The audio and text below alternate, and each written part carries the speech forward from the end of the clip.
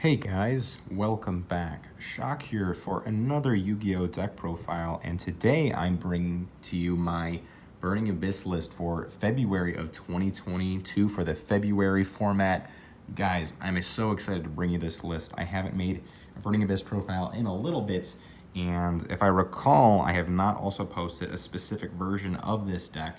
So I'm super excited to bring it to you of my Trap Burning Abyss deck with Fairytail Snow. So if that's something that you guys are super excited for this format, go ahead and let me know.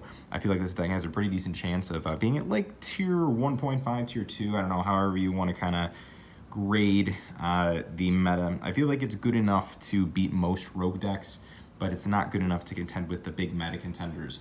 So overall, it's a really strong deck. It's a blast to play. It takes a lot of thinking to be good at it, but it's a blast to play. So if you guys like this content and you like decks like these, go ahead and comment, like, and subscribe, guys, to the channel. I highly appreciate it. We are so close to 200 subscribers, guys. I'd really like to shoot for 500 subscribers if we could. That would be super cool. So yeah, I appreciate all the support, guys. Thank you so much. So we'll just get straight into it with the main deck and the extra deck. We won't do a side deck today, but we'll talk about some options that I have considered. So first off, we're starting out with the normal summons. So 2 Tour Guide and then 3 Fiendish Rhino Warrior. You see a lot of lists vary, and I would say that you could either play 3 Tour Guide, 3 Rhino, 2 Tour Guide and 3 Rhino, or maybe 3 Tour Guide, 2 Rhino. It really varies between personal preference, but I like having 5 normal summons in my Burning Abyss decks. And Rhino is just such a good card with the discard traps, being able to discard it.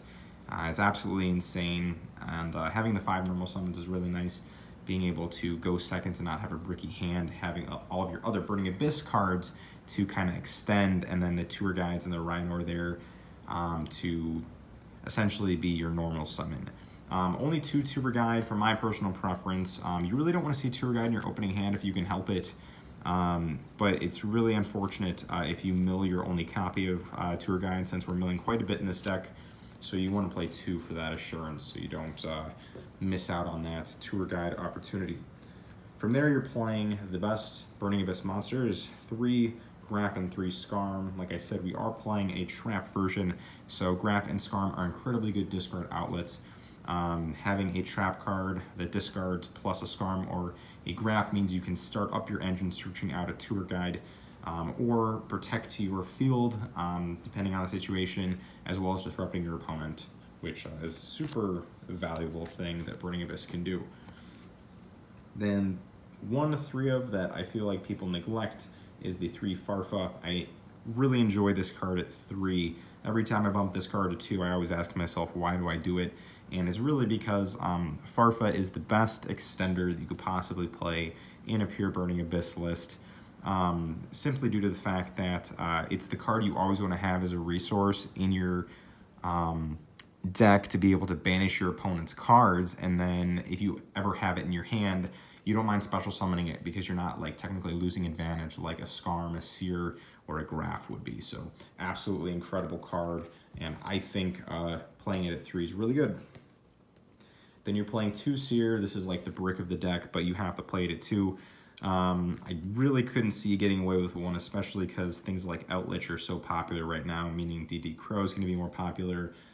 So it's kind of unfortunate that DD Crow is popular right now, but at least Nibiru isn't super popular right now, which completely destroys this deck.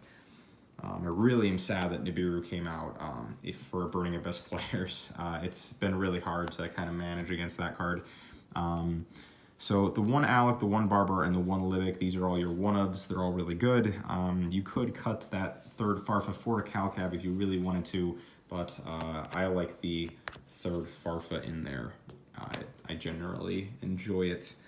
So that's it for the Burning Abyss cards. It's 19, so you're playing 10 normal summons, being the 2 Seer, the 3 Graph, 3 Rhino, and the 2 Tour Guide. And then you're playing, I believe, 9 extenders as well. The 3 one-ofs, the 3 Skarm, and the 3, of course, Farfa. So pretty consistent list, I would say, as far as getting your 2-card combo off to make Beatrice IP. That's like the main goal of this deck, and hopefully they don't Nibiru you while you're doing that. The two monster Oneups that you play that make this deck absolutely insane are the one Absolute King Backjack and the one Fairytail Snow.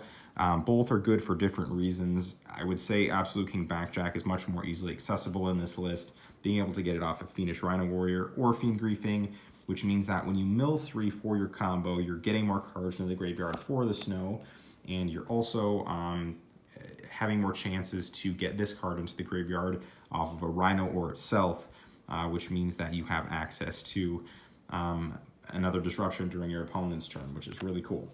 So highly recommend both of these. One more thing to say about Fairytail Snow is that it really opens up the link summoning, I think, more in this deck, whereas I feel like before this deck's really struggled like just making boards with the trap cards, but now that Fairytail Snow's in the deck, you're able to use those useless cards that you mill to the graveyard to go ahead and summon Snow from the grave, booking your opponent's card, and then going ahead and actually linking off with it, which is absolutely huge. Really helps you push for damage and for good plays. Onto the trap cards, no spell cards in the deck. So we are playing the 3 Fiend Griefing. This card's a +2. I think it's incredibly good, especially with things like Outlich running around. Fiend Griefing is a really high impact card, and being able to then Foolish Burial one of your own Fiend monsters, meaning you can get another disruption with your Absolute King Backjack, or you can get access to Rhino Graph or Scarm too, or even Seer. Literally any of your cards. It's just such a versatile card. Foolish Burial during your opponent's turn, and a DD Crow-like effect, which is super impactful this format. Then you're playing the 2 of your Phoenix Wing Blast and your 3 Dynamiscus. I really like these discard traps. I like the number 5 as well. It's been very good. You'll see a lot of numbers of 5 in this deck particularly, and the reason why that is because 5 is the number, just like the normal summons, where you're not going to see multiples, where you're least likely to see multiples of a card, but most likely to see one of them. And that's kind of what this deck was built for, was to be as consistent as possible. So it's always nice to have a discard outlet, especially if you do get Nibirued, because you can usually just discard either the Scarm, the Graph, or the Seer that you added back with the Dante, so that you can continue on with your engine. So overall, really good. These cards are really good against Outlich. Actually pretty decent against breaking boards. Dynamiscus in particular, using something like a Torrential Tribute in combination with Dynamiscus is pretty cool to clear boards. For example, if your opponent has the one Brave token negate monster on the field, the Griffin, I believe, you can activate Dynamiscus to target it, and then it has no choice but to negate and destroy your Dynamiscus, and then later on in the turn you can Torrential Tribute their board, which is just a really cool interaction that Dynamiscus does, and you don't discard for cost with it. You do discard for cost with Phoenix Wing Wind Blast, so depending on the situation, one might be better than the other. Then we're playing 3 Breakthrough Skill. You know, you could hate me for playing this, whatever, and you could also play Lost Wind, I guess, but I feel like Breakthrough Skill is pretty cool because it's really good against the Scythe Lock, and overall it's a really good card to mill. I've always wanted to put Breakthrough Skill back in Burning Abyss, and even before, when I was testing this list before the format changed, I was playing Breakthrough Skill, I believe in the side or the main, I can't remember, at 2, but I really think this card is good, especially with the combination of Trap Trick, because it's your 3rd, 4th, and 5th copy of Effect Negation, allowing you to break your opponent's board easier.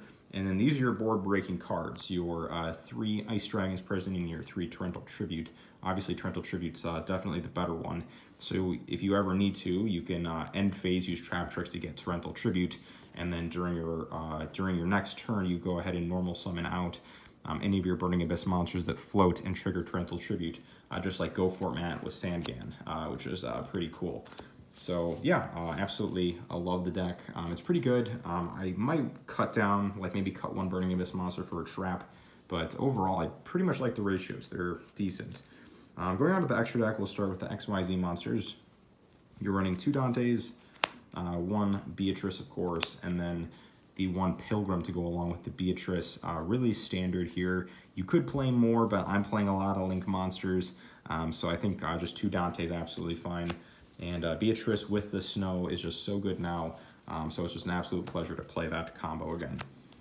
The one break sword, it's a utility card. This is a card that can be cuttable. I do like to make this sometimes because it helps making Zeus a little bit easier. It's a lot of attack. It helps out Ghost and Match. Those are like the main reasons why you play it. It's also really nice because we play another package in here, the F-Zero package, and this card makes it a little bit easier to make F-Zero sometimes. If you're like trying to kill your, put damage on the board or clear your opponent's cards, and then you can like make an F-Zero. The one Slacker Magician, of course, pretty self-explanatory. Downer Magician, I mean, not Slacker Magician. I always get those confused. The one Zeus, double AA, very strong card. The one F-Zero and the one Utopic Draco Future, obviously an incredible package. Unfortunately, Burning Abyss, no matter what, cannot make this before the Nibiru summon. I know I made a video where I said, oh yeah, Burning Abyss is Nibiru proof. Well, it is in a way. It just depends on how you look at that phrase. Like, Nibiru proof might be considered negating Nibiru on activation. But a lot of decks like Dragon Links will say, oh, they're Nibiru proof because if you Nibiru them, they just don't care and they keep playing. Well, Burning Abyss kind of does that as well, even though it can't make this before the 5th summon, because a lot of times you'll just set a bunch of traps and those traps just get you all your advantage back, and you just translate all of your field advantage of your monsters back to hand advantage with the floating effects, and then the trap cards are able to take care of your opponent. Or at least that's how the deck is designed to function. Link monsters, the one gravity controller, you have to play it, I think, for the opening up of like a Seer and a Graph. Normal summon Seer, special Graph, and then you can make Beatrice plus the gravity controller, which is nice because you can send Snow at that point and it's still pretty decent. The Link 2s is the one Cherubini and the one IP. So we're playing Boral Sword Dragon, so Cherubini is really, really good with Boral Sword. Obviously, people like Access Code a lot. I like Boral Sword better personally, especially with access to Fairytail Snow. And then IP Mascarena is your first turn combo. And then you're playing your boss monsters, your one Unicorn, your one Appaloosa, and your one Boral Sword Dragon for OTKs. So pretty self-explanatory stuff right there. But yeah, that'll do it for the deck, guys. Let me know what you think. Absolutely love playing this deck. Very fun deck, but hard to keep competitive in this format. So you really have to be dedicated and think a lot in order to be able to apply this deck in this format. But it is doable, especially with the traps. It lets you play around Scythe a little bit more. Maybe just like not even activating any cards and just setting traps first turn. It might be something viable that you could do against Phantom Knight. So, yeah, that'll do it. Have a great day, guys. Take care. Bye-bye.